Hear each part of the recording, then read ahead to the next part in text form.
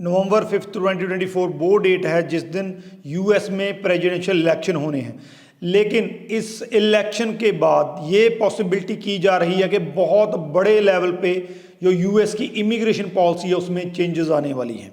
चाहे वो Donald Trump आए, चाहे कमला हैरिस आए, दोनों की तरफ से जो रिसेंटली जो उन्होंने स्टेटमेंट्स दी हैं वो इमिग्रेशन के मामले में बहुत पॉजिटिव स्टेटमेंट्स आई हैं। मैं ट्रंप का भी नाम ले रहा हूं उसमें। हालांकि हमें पता है कि कमला हैरिस अगर आती हैं तो वो इमिग्रेशन के लिए, खास करके इंटरनेशनल स्टूडेंट्स के लिए बहुत बढ़िया होगा। तो इस वीडियो में बताऊंगा कि क्या वो स्टेटमेंट्स हैं।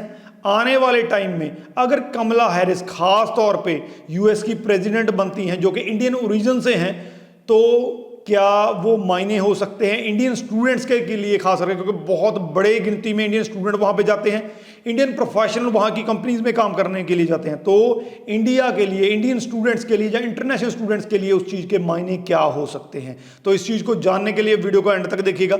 उससे पहले हमारा यूट्यूब चैनल जरूर सब्सक्राइब कर लीजिए, क्योंकि इस पर आपको ऐसी ही लेटेस्ट इन्फॉर्मेशन देखने को मिलती है। तो बात करते हैं इन चेंजेस की। यहाँ से सबसे पहले मैं आपको बता दूं, कमला हैरिस के बारे में मैं बाद में बताऊंगा, कि डोनाल्ड ट्रंप जो कि एक बहुत ही हार्ड लाइनर माने जाते हैं, वो ये कहते हैं कि जो भी यहाँ पे इमिग्रेशन में आए हैं तो उनमें से हमने कट करना है। दीवार उन्होंने मेक्सिको की तरफ निकाल दी थी। उसके अलावा वो इस चीज़ पे माने जाते हैं कि इमिग्रेशन के खिलाफ वो स्टैंड लेते हैं हमेशा से, चाहे इंटरनेशनल स्टूडेंट हो गए यहाँ, चाहे वहाँ पे इंटरनेशनल वर्कर हो गए।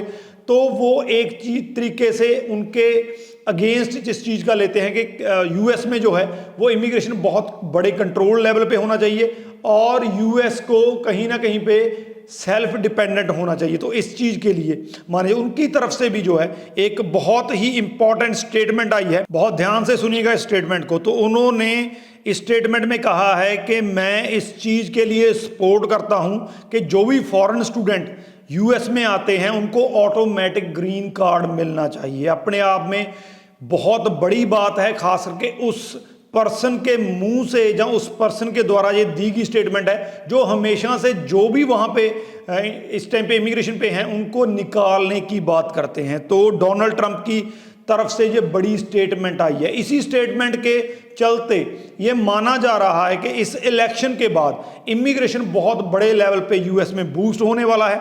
चाहे इंटरनेशनल स्टूडेंट हो गए, चाहे वहाँ की जो बड़ी कंपनीज हैं, कॉरपोरेट हाउसेस हैं, उनको फॉरेन में स्किल्ड लेबर की जरूरत होती है, वर्कर्स की जरूरत होती है, उसको लेकर भी कहीं ना कहीं पे बहुत बड़े लेवल पे जो है पॉलिसी शिफ्ट होने वाला है। तो लेकिन यहाँ पे मैं अब आपको कमला हैरिस के बारे में बता दूं। कमला हैरिस जो है वो पहले से ही इंटरनेशनल स्टूडेंट, जब वो वाइस प्रेसिडेंट थी बाइडेन गवर्नमेंट में, तो उन्होंने पहले से ही इंटरनेशनल स्टूडेंट के बारे में बहुत काम किया है।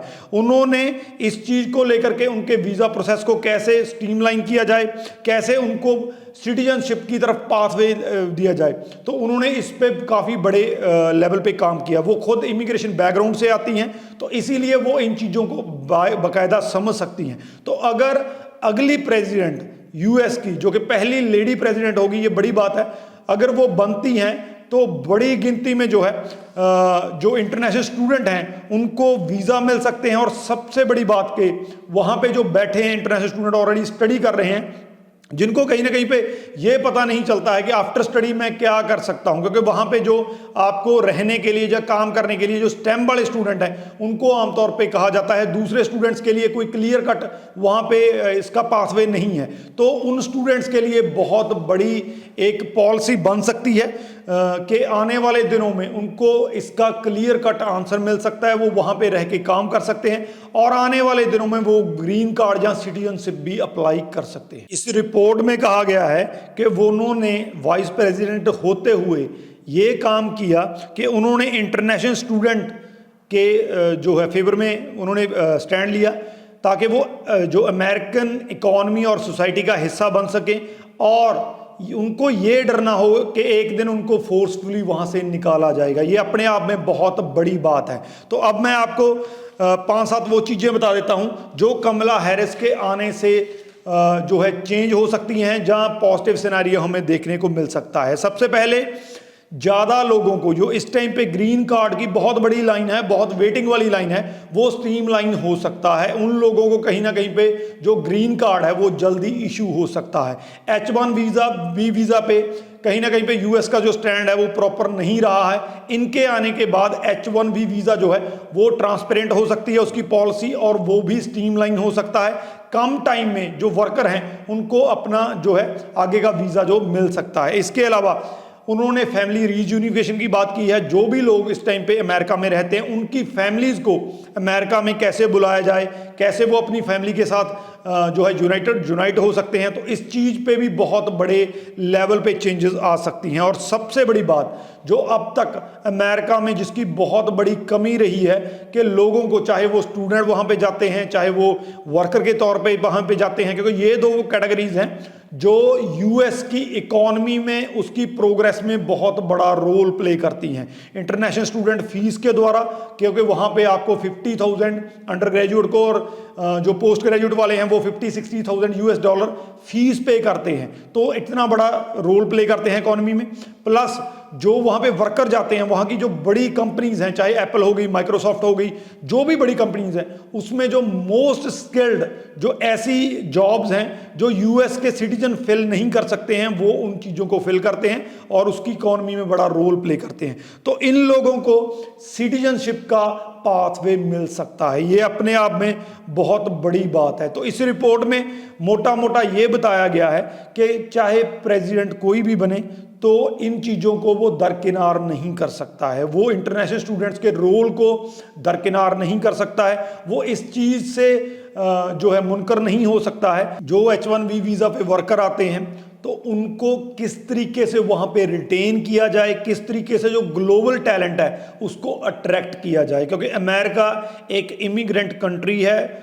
दुनिया भर से पूरा टैलेंट, चाहे वो हॉलीवुड हो गया, चाहे वो सिलिकॉन वैली होगी, वहाँ पे आपको हर एक कंट्री से गया हुआ टैलेंट मिलेगा। इसी वजह से अमेरिका हर एक चीज़ में नंबर 1 होता है।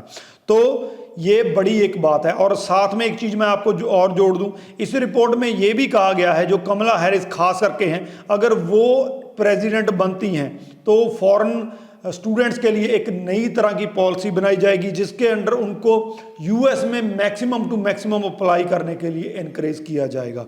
तो होप सो कि 5 नवंबर के बाद जो भी प्रेसिडेंट बनेगा, ये जो इस रिपोर्ट में चेंजेस बताई गई हैं कि ये चेंजेस आ सकती हैं, कि होप सो कि ये चेंजेस आएंगी।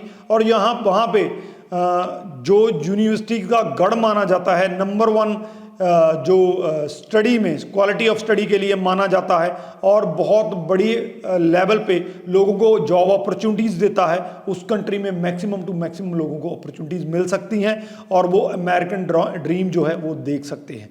बाकी आने वाले दिनों में पता चलेगा कौन जीतता है और कैसी पॉलिसी चेंज होती है। वीडियो को मैक्सिमम टू मैक्सिमम शेयर कर दीजिए। अगर इस वीडियो के रिगार्डिंग कोई क्वेश्चन है तो नीचे लिख दीजिए, आपको आंसर मिल जाएगा। राजवी चहल, थैंक यू सो मच।